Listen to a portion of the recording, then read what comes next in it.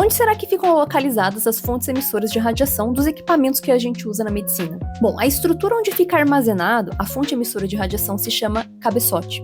E é importante pontuar que essa estrutura é blindada, ou seja, a radiação passa apenas pela única abertura que existe, que é direcionada para o corpo do paciente para poder fazer o exame de imagem ou então o tratamento.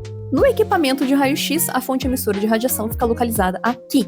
No raio-x móvel também é bem parecido, né? Então o cabeçote tem uma característica bem semelhante, então também é no mesmo lugar. Na mamografia, que é um exame que também usa radiação ionizante, ou seja, radiação de alta energia, que consegue passar a carne para formar a imagem, a gente tem o cabeçote localizado aqui. Nos equipamentos de odontologia também, a gente também tem o raio-x de dentista, e o cabeçote, no caso, vai variar de acordo com o tipo de equipamento. Aqui a gente tem um raio-x intraoral, que é o raio-x periapical, para fazer radiografia dos dentes individuais, e o cabeçote é essa estrutura e, portanto, a fonte emissora de radiação está ali dentro. E aqui nós temos o equipamento de raio-x extraoral, que é para fazer radiografia panorâmica ou então tomografias odontológicas, em que a fonte emissora de radiação está localizada aqui. No arco cirúrgico, que é um equipamento que emite raios-x, que é utilizado em algumas cirurgias, eventualmente, ele fica localizado nessa estrutura mais quadradinha. O outro lado do arco é o detector de imagem. Para quem trabalha com isso, inclusive, é bem importante saber a diferença, para saber como se posicionar na sala para não receber muita radiação. Na hemodinâmica, é uma estrutura um pouco parecida, né? Então a fonte emissora de radiação fica localizada nessa parte.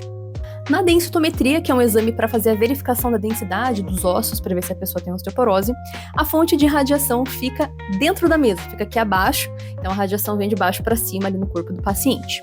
Já na tomografia é um pouquinho diferente. Na tomografia é uma máquina que, ao invés do cabeçote, a gente tem um gantry, que é essa rosquinha que tem esse formato circular, que é justamente para que a fonte emissora de radiação consiga girar ao redor do corpo do paciente enquanto faz a aquisição de imagem. Então ela fica localizada dentro dessa estrutura chamada gantry, nessa parte aqui onde eu estou mostrando para vocês. Uma coisa que todos esses equipamentos têm em comum é que a fonte emissora de radiação não é um material radioativo, ao contrário do que muitas pessoas pensam. Então, não é cobalto, césio, urânio, nem nada disso. E sim um dispositivo elétrico que se chama tubo de raios-x. O que isso significa? Que, apesar dessa radiação emitida por esses equipamentos realmente ser de alta energia e demandar cuidado, ela não advém de elementos químicos, e sim da produção artificial por meio de eletricidade. Então a gente consegue controlar muitos parâmetros e, principalmente, a gente consegue ligar e desligar a máquina. Então, por isso que elas são bem seguras para a gente utilizar em ambientes de saúde. Agora, e a ressonância magnética? Onde que fica a fonte emissora de radiação?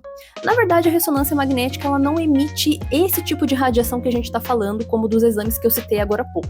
Ela até emite um tipo de radiação, mas é uma radiação de baixa energia que é só para estimular os tecidos a emitir um sinal. A gente chama essa radiação de radiofrequência. É muito parecido com a radiação do celular que a gente usa ou do Wi-Fi.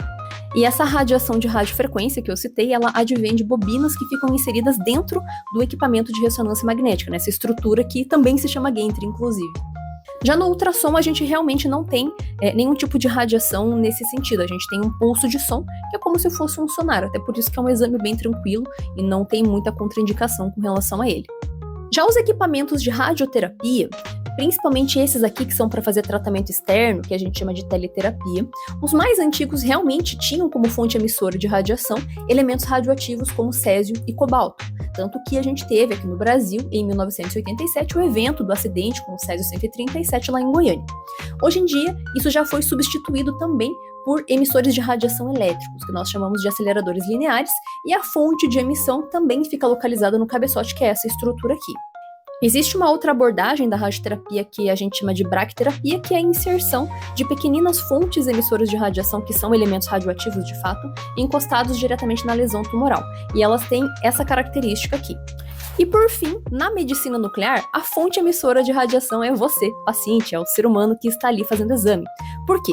Porque ao contrário de todos os outros exames que eu comentei, em que a máquina emite radiação para o paciente, aqui é o contrário. É o paciente em que vai ser injetado uma substância radioativa e essa substância vai ser emanada do interior do corpo dele para o equipamento, para a gente poder fazer localização metabólica de lesões que estão sendo investigadas, como, por exemplo, metástases de câncer.